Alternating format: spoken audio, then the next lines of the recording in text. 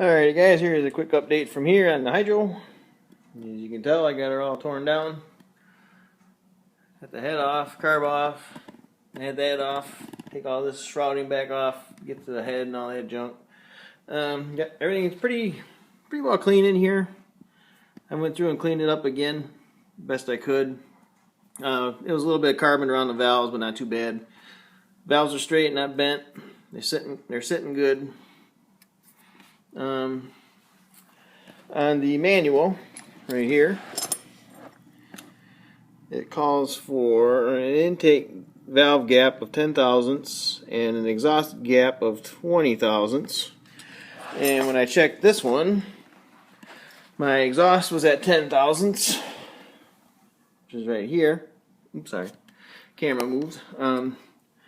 Exhaust right here was at 10 thousandths and the intake was at 0. There was no gap, and I'm thinking that's what explains that intake tappet.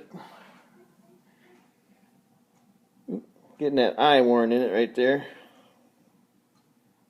Right there.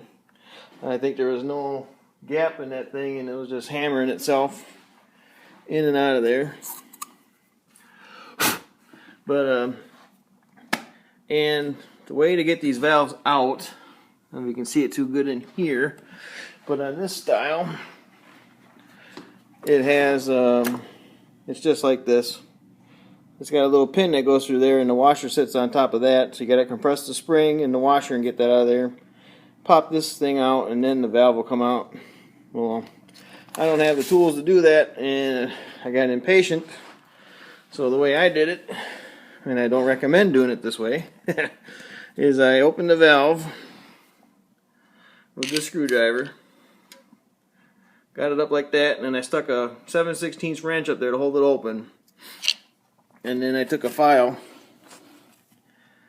this file and a little bit of that file, and then I just sprayed them with WD-40, kind of like a cutting oil, and I just gently filed on the valve, making sure it was flat on there. It's very important to keep that flat and true. So I filed it flat and true on there, and it worked enough. I got this one up to 20 thousandths of a gap. It's like a little bit snug 20 thousandths, and this one's at 10, so it's good to go. So I figured I'd shoot this vid real quick and show you that I got my valves done. Not the way I'd recommend doing it, but I want to get this thing going. So the next thing I'm going to do, I'm going to clean the carbon off this head. The head gasket still looks pretty decent, so I'm going to go ahead and reuse it and torque this sucker back down and get this damn thing running. So, alright guys, and if this ain't the ticking, clicking, whatever noise, I'm going to assume it's this piston. Let's see, the top dead center, she rocks a little bit. So if that sounds familiar after I get it running, I'm going to assume that's it, and I'm just going to run it that way, because everything else will be good, and that means it's going to have to be honed and all that other junk. So we'll save that for next year, but I just want to enjoy this thing for a while. So I'm going to finish cleaning up and get the head cleaned up, get it back together, and then I'll shoot another vid of it running. So alright guys, we'll talk to you later.